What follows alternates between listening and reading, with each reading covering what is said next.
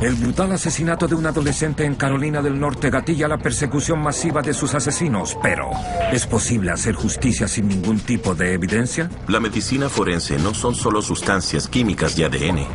Es el análisis de las declaraciones y del lenguaje corporal. Y más tarde, en una ciudad obrera en la ribera del río Hudson, huellas de sangre indican un asesinato. No había ningún cuerpo, ni tampoco un arma. Y no había testigos presenciales del crimen. En la carrera de un detective siempre hay un caso que se destaca como inolvidable. Escenas de crímenes extrañas que desafían la lógica. Mentes criminales que van más allá del entendimiento. Para llegar a la verdad, habrá que recurrir a forenses al extremo.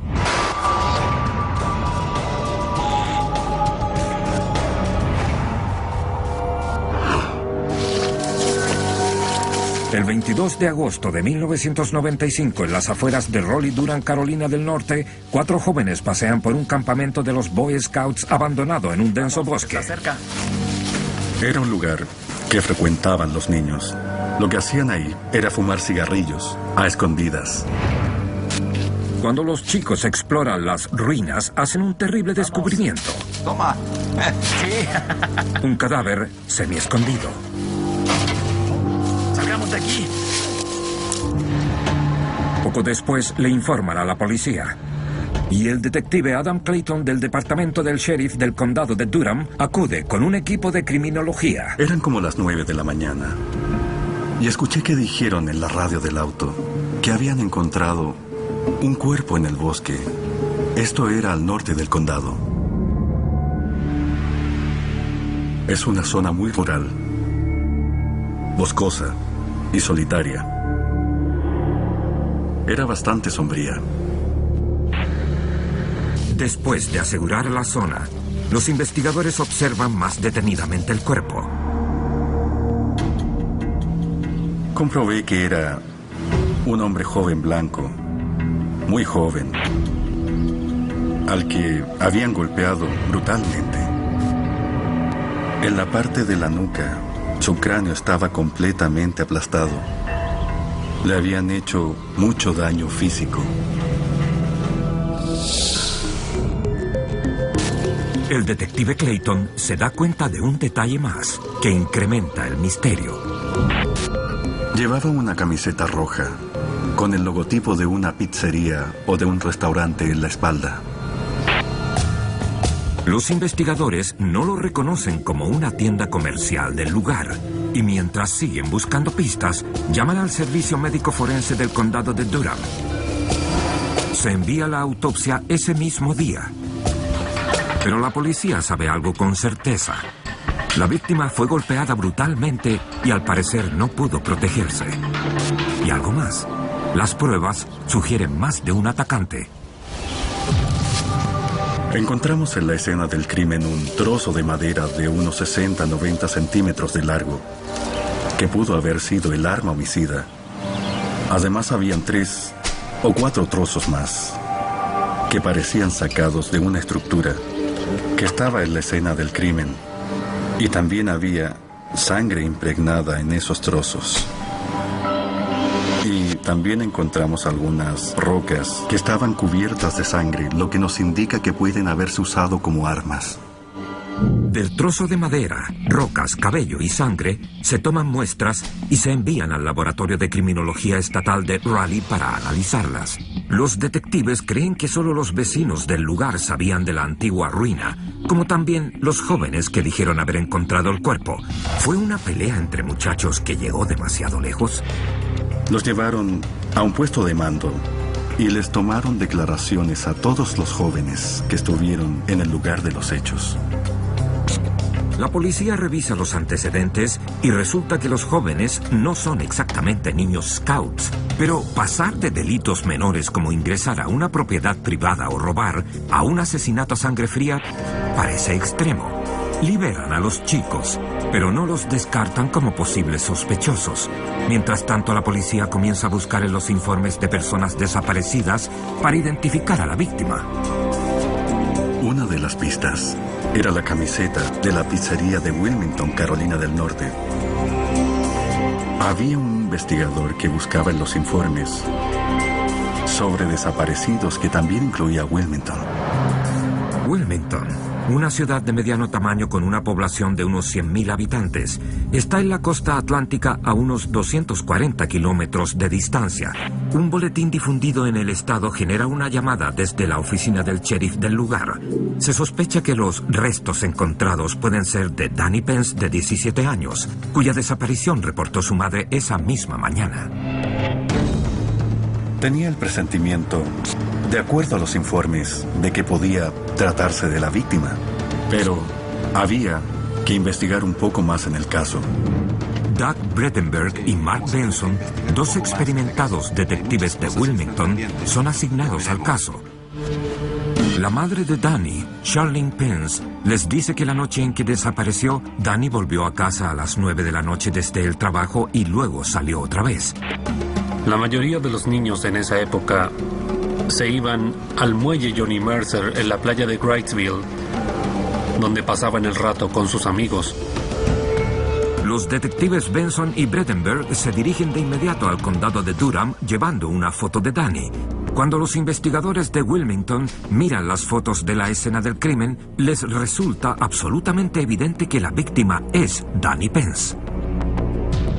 Llevaba una camiseta roja y, lo más importante, era que tenía el logo de la pizzería en la que Danny trabajaba.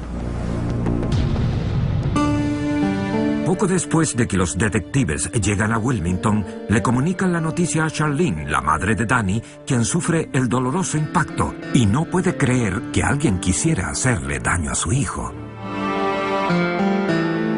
Yo lo describiría y lo he descrito como el hijo perfecto porque nunca jamás me dio en realidad problema de ningún tipo.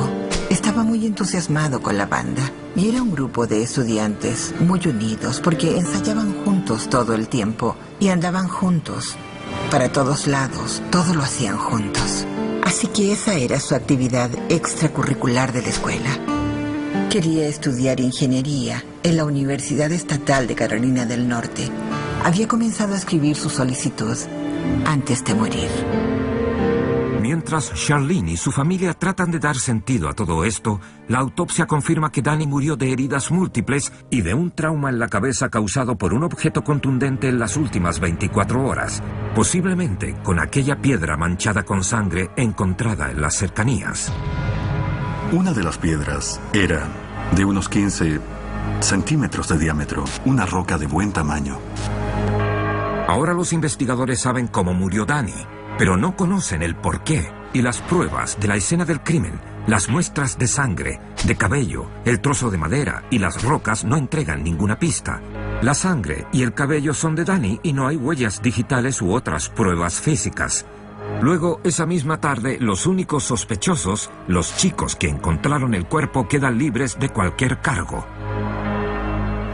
Volvimos a interrogarlos y nos sentimos muy tranquilos de que se comenzara a aclarar que esos jóvenes solo habían encontrado el cuerpo. La pregunta era, tal como decíamos en la policía, ¿quién lo hizo? Los detectives Benson y Brettenberg hablan con la madre de Danny, Charlene Pence, por segunda vez. Aún está angustiada, pero recuerda un detalle importante, que Danny quería vender su Mustang para comprar una motocicleta. Cuando la llamó cerca de las 11, esa noche en que desapareció, le dijo que había encontrado a un posible comprador, un joven de Florida, y que se reuniría con él esa misma noche. Y ella le dijo, ya sabes, ten cuidado y todo eso. Charlene no supo de él por el resto de la noche. Teníamos que ir a la playa de Wrightsville e interrogar a tantas personas como pudiéramos encontrar que pudieran haberlo visto la noche anterior. Los detectives pasan horas en el muelle en busca de pistas. Sin pruebas útiles y sin sospechosos, el caso no va a ninguna parte. El 22 de agosto de 1995, encuentran el cuerpo maltratado de Danny Pence, de 17 años, a unos 240 kilómetros de su casa en Wilmington, Carolina del Norte. La única pista factible, un extraño que al parecer quería comprar el auto de Danny. Pero hasta ahora los investigadores no tienen idea de quién es. A finales de la tarde, los detectives tienen suerte. Había unas personas que quisieron colaborar y dijeron que habían visto a un individuo con Danny junto con una chica. Parecía que estaban tratando de comprar su auto. Uno de los testigos incluso recuerda el nombre del hombre, Todd Bogus. Todd Bogus tenía un extenso pasado criminal en la zona de Nueva Jersey. Era un trotamundos de unos 20 años, casi un vagabundo. Trabajaba lavando platos en un restaurante cercano. El gerente nos dio información mucho más detallada de su identidad. Cuando los detectives encuentran el descuidado apartamento de Bogus, él no está ahí, pero sí sus pertenencias. Además de la ropa y algunos artículos personales, encontramos una fotografía de una joven con Todd Bogus. ¿Es la misma chica que según los testigos estaba con Bogus en el muelle? La respuesta llega pronto. La policía hace algunas investigaciones y descubre que se llama Melanie Gray y es una fugitiva de 14 años del condado de Durham, donde se encontró el cuerpo de Danny. Y aquí Comienza la búsqueda de Bogus, Gray y el auto de Danny Pence, pero los sospechosos podrían estar en cualquier parte. pudo huir al sur, pudo huir al norte. El detective Bredenberg tiene una idea. Se entera de que el padre de Bogus vive en el condado de Beaufort, en Carolina del Norte. Los detectives inmediatamente alertan a la oficina del sheriff en Beaufort. Los detectives de la oficina del sheriff del condado comienzan a vigilar cuidadosamente la casa de los padres de Bogus. Y durante esa vigilancia, al día siguiente, notan la presencia de un auto muy parecido al de Danny. Rápidamente, los sospechosos Ted Bogus y Melanie Gray descubren la emboscada. Vamos. Salen velozmente de la casa, entran al Mustang robado y se dirigen a un camino de tierra hacia el bosque. Gran número de patrullas y un helicóptero de la policía estatal los persiguen. Los detectives de Durham y Wilmington llegan justo a tiempo. Llegamos poco después de que ellos salieron y escaparon. La salvaje persecución termina pronto en un campo en las afueras de la ciudad. Bogus y Gray se entregan sin luchar. La detective Susan Johnson, una experta con 9 años en la unidad de peritos forenses en Wilmington, también está en la escena. Ella analiza el auto robado y de inmediato algo llama su atención. Encontramos un par de jeans que sin duda pertenecían a Bogus, que estaban dentro del vehículo con un rastro de sangre muy pequeño. La detective Johnson también se da cuenta de otra evidencia posiblemente valiosa. Había un pañuelo color azul marino atado al espejo retrovisor que más tarde descubrimos pertenecía a Todd. Los pantalones y el pañuelo se envían al laboratorio de criminología estatal para su análisis. Mientras tanto, a Bogus y Gray se les informa de sus derechos y los llevan a la estación de policía del condado de Beaufort. Los llevan a salas separadas y los interrogan.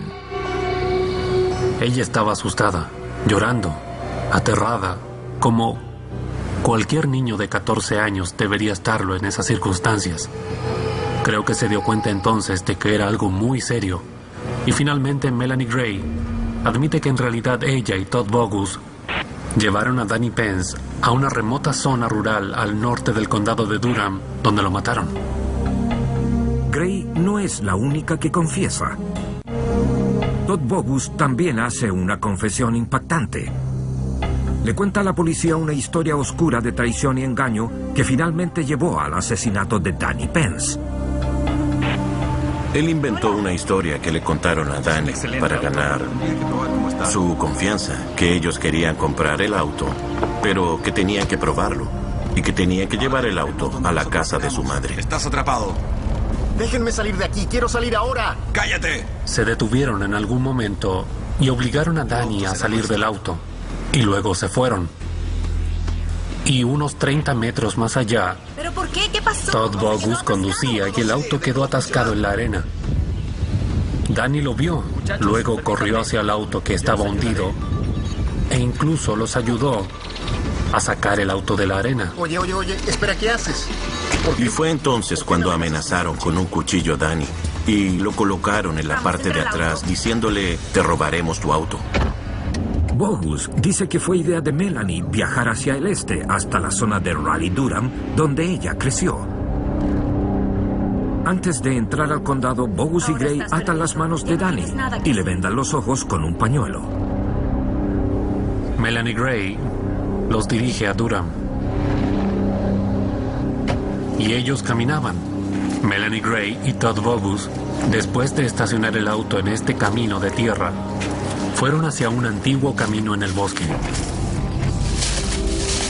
Ponen a Danny dentro de los cimientos de una construcción y ambos comienzan a golpearlo con lo que estuviera a mano, fuera una tabla o un palo.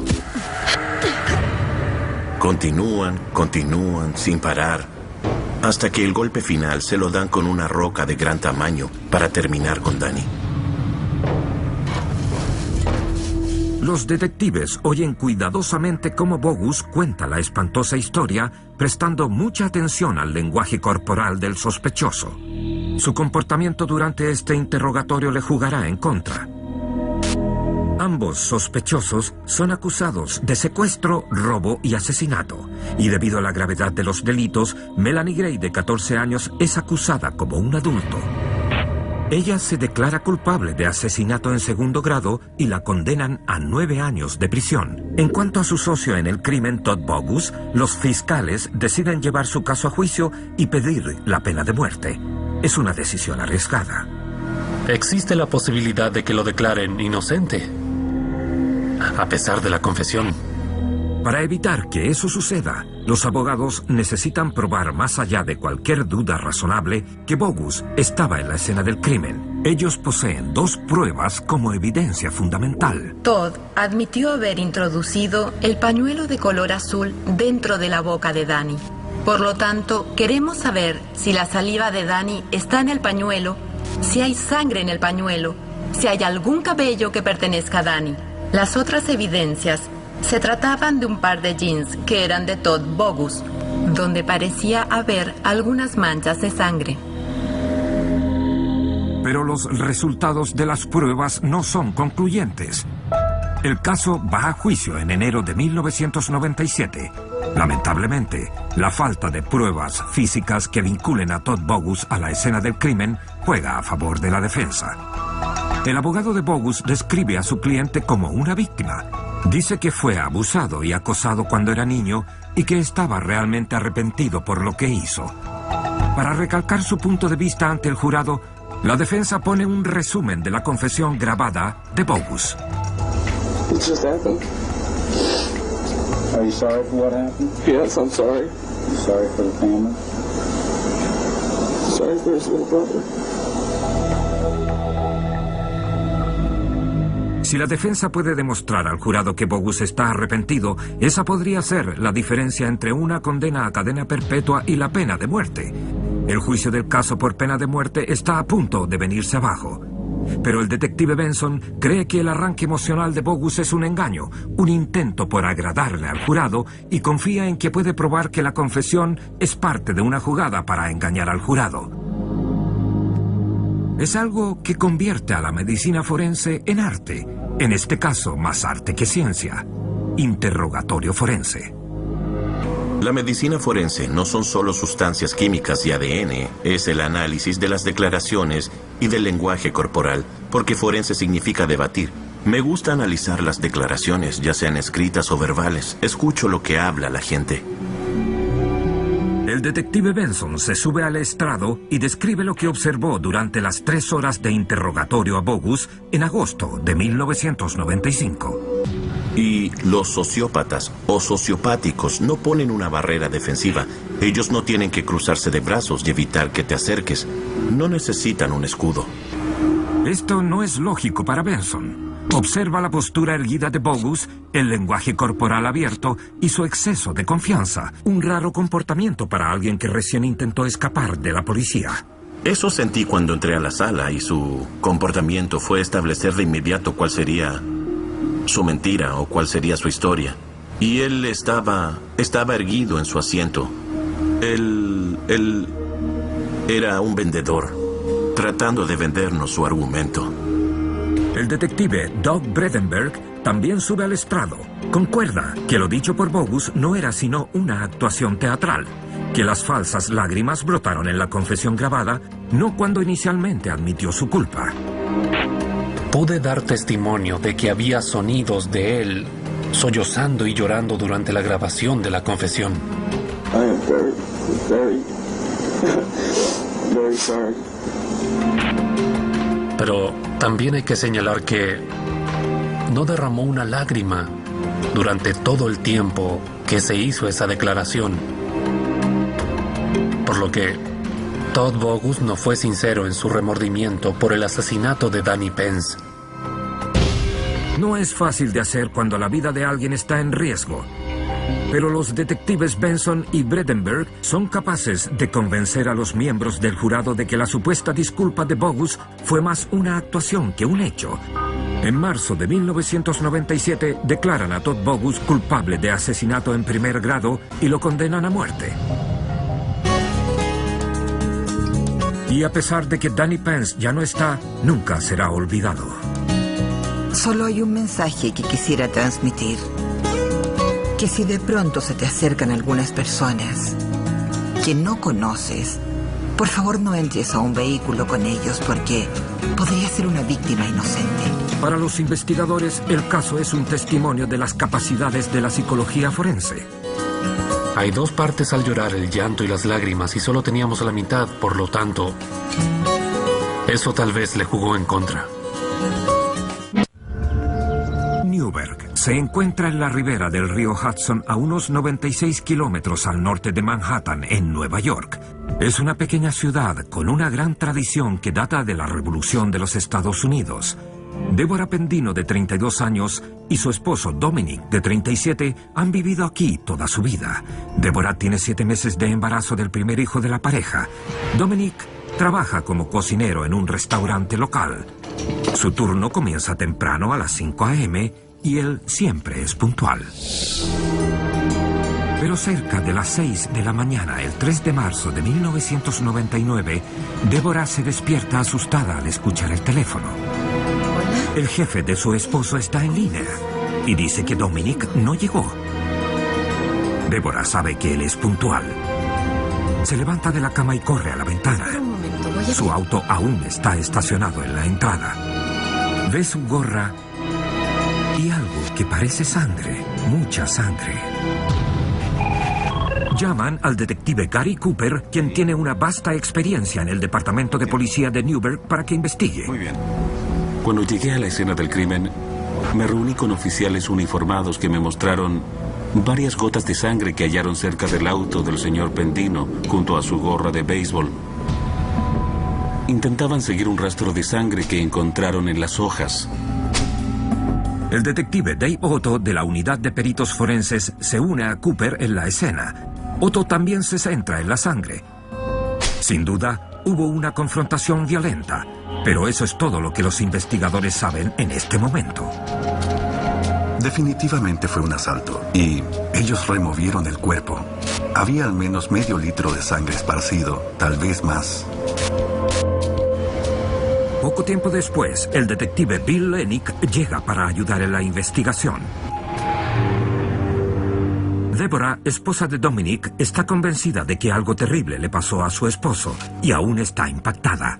Ella estaba muy angustiada, muy conmovida por lo sucedido, muy nerviosa, asustada y triste. Los investigadores están sorprendidos por lo que encuentran. Al parecer, el ataque es aún más grave de lo que pensaron al comienzo. Cuando comenzamos a seguir el rastro de sangre a través de los patios de los vecinos, había una enorme cantidad de sangre a lo largo de unos 140 metros hasta la casa contigua que estaba en venta y vacía. El rastro llevó a ese lugar, y en el rastro de sangre encontramos un par de anteojos, y encontramos el localizador del señor Pendino. La evidencia sugiere que alguien, probablemente Dominic Pendino, fue brutalmente asaltado, arrastrado a la calle y secuestrado. Pero, ¿las heridas son fatales? Había una gran cantidad de sangre, Puedes perder mucha sangre y seguir con vida. Por eso creímos que aún podía estar vivo en alguna parte. Se envían los lentes, el localizador, la gorra y las pruebas de las huellas digitales al laboratorio de la Policía Estatal de Nueva York, en Albany. Las muestras de sangre recogidas en el lugar también se analizan. Presentamos muestras de sangre que había en distintas áreas para que con un poco de suerte pudiéramos obtener otro perfil de ADN, que no fuera el de Dominic. El detective Cooper y la Policía Estatal organizan un enorme grupo de búsqueda para tratar de encontrar a Dominic Pendino. Si Dominic aún está vivo, ha perdido una enorme cantidad de sangre y el reloj no se detiene. Fue una búsqueda muy intensa. Unidades caninas, búsquedas por cuadrícula, un avión del FBI que puede captar el calor corporal de alguien vivo. Los detectives buscan en los hospitales de la zona, interrogan al barrio esperando que alguien, cualquiera, haya visto algo que pueda entregarles una pista. Interrogamos a todo el vecindario en un amplio sector alrededor del lugar. Los interrogatorios no revelan nada y hasta ahora la búsqueda tampoco.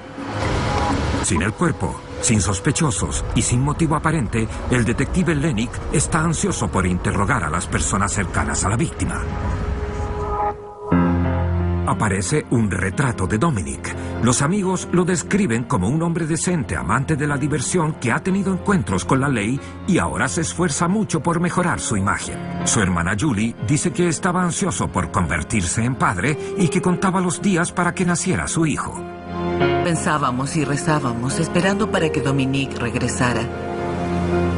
Tal vez se había metido en algún problema o algo pasó. O tal vez quiso aislarse, estaba nervioso por tener un hijo.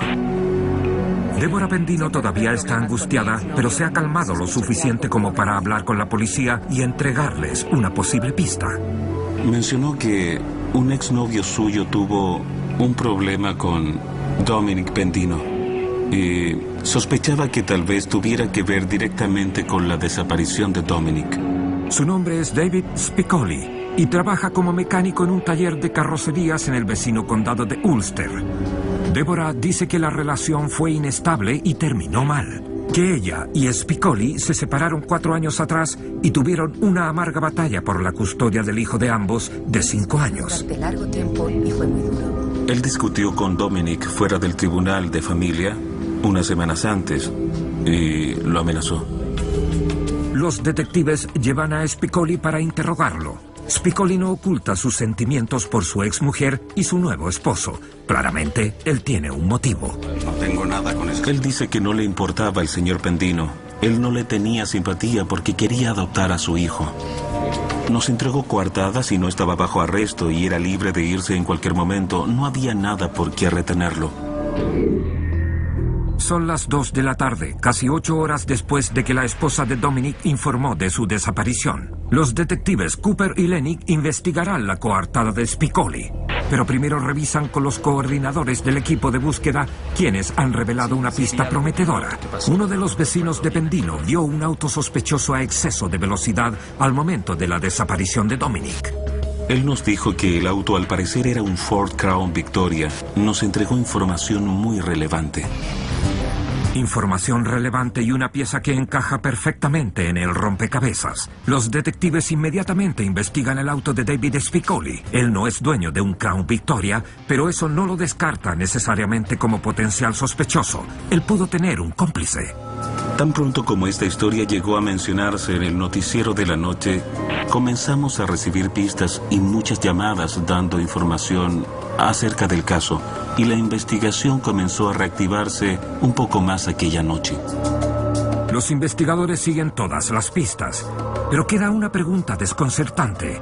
Si el ex esposo de Deborah no es culpable, entonces, ¿quién? ¿Y por qué? ¿Y dónde está la víctima?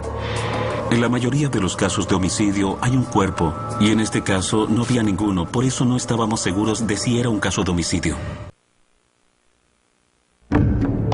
4 de marzo de 1999, 8 de la mañana. Ya han pasado más de 24 horas desde que Dominic Pendino, de 37 años, desapareció de la puerta de su casa en Newburgh, Nueva York. La policía cree que fue golpeado brutalmente y tal vez asesinado, pero sin un cuerpo no hay forma de saberlo.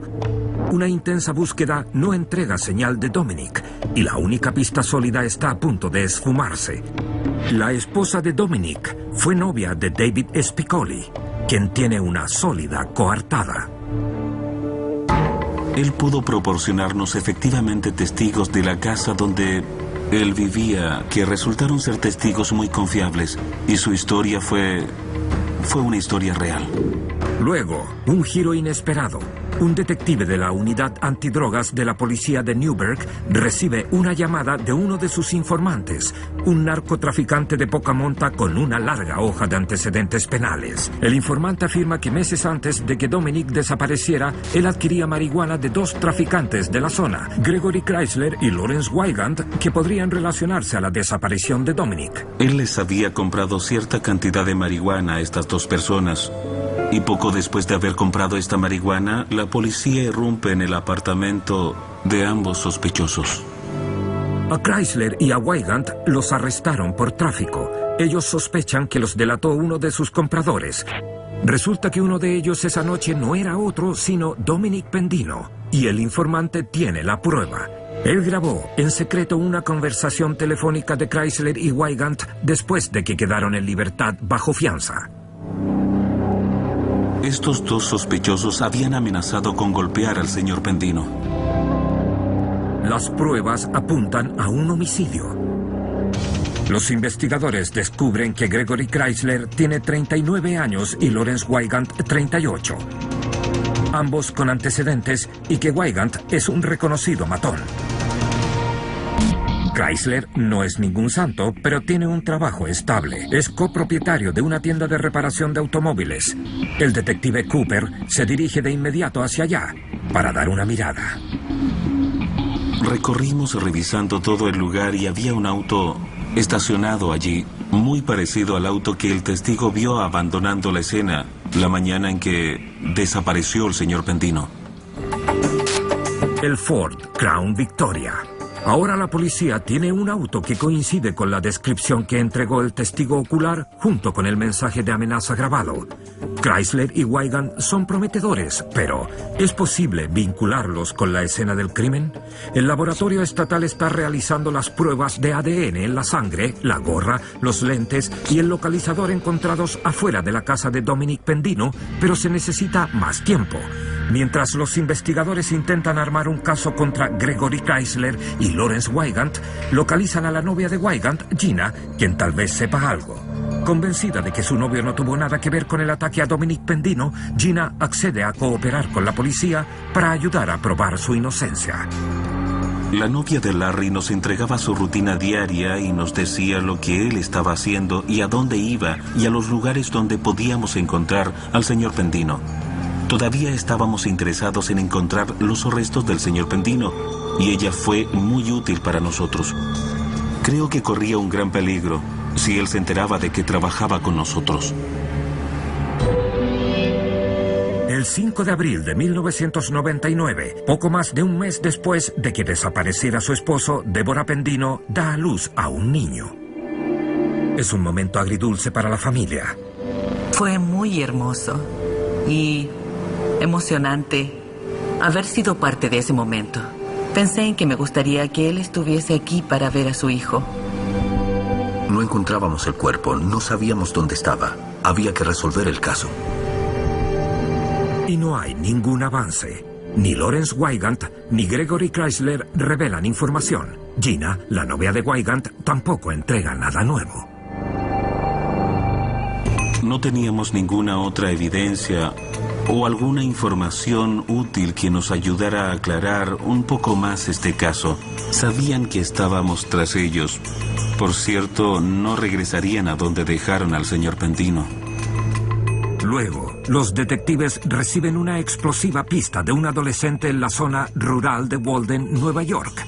Él trabaja después de la escuela en el taller de Gregory Chrysler y en la tarde del día en que desapareció Dominic Pendino afirma que Chrysler le pidió que limpiara el auto de un amigo. Asegúrate de limpiar entre los asientos. Según el adolescente, el asiento de atrás era un desastre. El señor Chrysler le dijo al joven que él había derramado gran cantidad de pintura roja en la parte trasera del auto. Le dijo que limpiara. Después de que el chico limpiara el auto y le quitara la pintura, lo mejor que pudo, el señor Chrysler insistió y luego le hizo limpiar el auto aún más. Y luego nos informó que otro amigo de Greg Chrysler también llegó esa mañana con un vehículo, un Toyota 4Runner con un poco de sangre en los cinturones de seguridad y en el asiento. Y el señor Chrysler también le dijo que limpiara la sangre del 4Runner. El amigo de Chrysler resulta ser nada menos que Lawrence Wygant, de 38 años. Y la policía pronto descubre que Wygant es la razón por la cual el adolescente no declaró antes. El adolescente estaba muy asustado del señor Wygant, que es alguien muy intimidante. Es un tipo musculoso, tiene mala reputación. Los detectives especulan que después de atacar a Pendino con un bate de béisbol, Gregory Chrysler y Lawrence Wygant usan el Crown Victoria de Wygant para transportar el cuerpo que derramó toda esa sangre en el asiento trasero. Luego cambiaron de auto, y fue entonces que la sangre manchó los cinturones de seguridad de la 4Runner de Chrysler. Pero para probarlo, la policía necesita encontrar el auto y luego unir los puntos forenses. Si pudiéramos determinar a través de una prueba de ADN que la sangre en la entrada de la casa era del señor Pendino y que esa sangre es la misma que estaba en los autos, habría pruebas suficientes para llevar a cabo un arresto. Pero incluso si se arresta a los sospechosos, condenarlos no será fácil, ya que no hay un cuerpo. Los exámenes que se realizan en el laboratorio aún no están disponibles.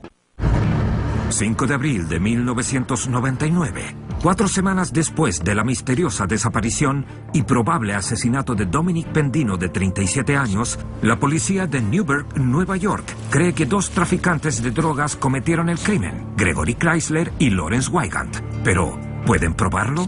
Los detectives los han seguido las 24 horas del día, pero han llegado a un punto muerto. Mientras tanto, en el laboratorio estatal de Nueva York, la supervisora de servicios forenses, Melissa Lee, analiza las pruebas encontradas en el suelo: hojas, rocas y palos, en busca de sangre. Usé una prueba de detección presuntiva llamada leucomalaquita verde, y esa prueba resultó positiva. Una vez que estas pruebas resultan positivas, procedo a extraer el ADN de las células de esas manchas de sangre. Luego de toda esta investigación, se presentaron muestras de control de la víctima. Años atrás, el señor Pendino se accidentó en motocicleta y necesitaba una operación. Había algunas muestras de tejido todavía en el hospital y yo fui y las asigné como prueba. Y finalmente las enviaron al laboratorio de policía del estado de Nueva York. Y coinciden. Los perfiles de ADN STR encontrados en la escena del crimen coinciden con los de la víctima. Es muy poco probable que las muestras de sangre sean de alguien que no es Dominic Pendino. Sin embargo, los resultados de la prueba en el localizador y en la gorra no entregan ninguna pista. Hay ADN, pero pertenece a Dominic. El ADN encontrado en los lentes no es de Dominic. Pero aún hay un problema. La policía no tiene muestras de ADN de Lawrence Wygant y Gregory Chrysler para hacer una comparación. Eso podría cambiar si los investigadores pudieran examinar los autos de los sospechosos, el Crown Victoria de Wygant y el 4Runner de Chrysler. Para ello necesitan más pruebas y una orden de registro. Después, Gina, la novia de Wygant, llama a los investigadores con una revelación sorprendente. La novia de Larry le dijo a nuestros investigadores que Larry le había dicho: yo soy el único que sabe dónde está Dominic Pendino. Él admitió haber matado al señor Pendino a pedido del señor Chrysler, a pesar de no implicar al señor Chrysler en el homicidio. Pero es suficiente para que un juez emita órdenes de registro. Y ese día, los investigadores encuentran los vehículos. Los autos son llevados de inmediato al laboratorio estatal en Albany para las pruebas de ADN. Si pudiéramos determinar que la sangre en el suelo también era la misma sangre que estaba en los autos, eso nos daría pruebas suficientes para realizar un arresto en este caso. Las muestras de las manchas de sangre encontradas en los vehículos coinciden con las de la víctima, Dominic Pendino. Un mes después, Gregory Chrysler y Lawrence Wygant son internados en la cárcel del condado de Orange en Newburgh, Nueva York. Se toman muestras de ADN. Y aunque las pruebas de sangre en los autos no los vinculan con la escena del crimen, ahora pueden comparar el ADN tomado de los lentes con el de Chrysler y Wygant. Todas las pruebas de la escena del crimen en los autos coincidían con las del perfil de ADN STR de Dominic Pendino, con excepción de los lentes. El perfil de ADN STR de los lentes coincide perfectamente con el de Greg Chrysler. Una coincidencia perfecta. Acusan a Chrysler y Wygant de asesinato en segundo grado. El asistente del fiscal de distrito del condado de Orange, Chris Borek, se prepara para el juicio, pero sabe que este caso no es nada fácil. No había un cuerpo, ni tampoco un arma, y no había testigos presenciales del crimen. Se requieren casi 13 meses para llevar el caso a tribunales, pero el 18 de junio del 2000, el histórico juicio comienza en el condado de Orange. El fiscal Chris Borek expone lo que el Estado sostiene que le pasó a Dominic Pendino en marzo de 1999. Las pruebas demuestran que el señor Pendino se había levantado un poco tarde. Su esposa embarazada aún estaba en cama. Él le dio un beso de despedida, se puso su gorra y se fue a trabajar. El señor Pendino salió de su casa y caminó por la entrada para subirse a su auto. Pensamos que Greg Chrysler y Larry Wygant lo estaban esperando ahí en la sombra. Dominic. Salieron de la oscuridad, atraparon al señor Pendino, tal vez lo golpearon en la cabeza con un bate de béisbol o con un objeto contundente. Luego llevaron su cuerpo a través de los patios cercanos hasta una casa contigua donde tenían un auto estacionado. La casa estaba vacía en ese momento. Creemos que lo subieron al auto y luego se fueron de allí. El fiscal Borek conduce cuidadosamente a los miembros del jurado a través de las pruebas de ADN que vinculan al acusado Gregory Chrysler a la víctima y también a la escena del crimen. Tras deliberar 2 días, el jurado vuelve con un veredicto unánime. Se considera a Gregory Chrysler, de 39 años, y a Lawrence Wygant, de 38, culpables de todos los cargos.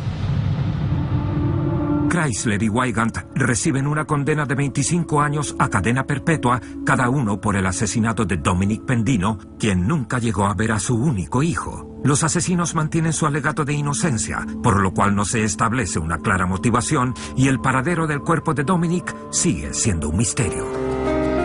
Yo creo que la característica más poderosa del caso fue la forma en que se juntaron las pruebas forenses y las pruebas testimoniales, las cuales determinaron una conclusión. La familia de Dominic Pendino se siente aliviada de que sus asesinos estén tras rejas, pero su terrible experiencia aún no termina. Es muy difícil. Y no tener el cuerpo para llorarlo, como lo hace la mayoría de la gente, es muy difícil. Duele. Mi familia tiene la esperanza de que alguien algún día nos devuelva los restos de Dominic. Seguimos trabajando con pistas que investigamos permanentemente porque hasta el día de hoy el caso no está cerrado. Hay un cuerpo desaparecido que su familia reclama.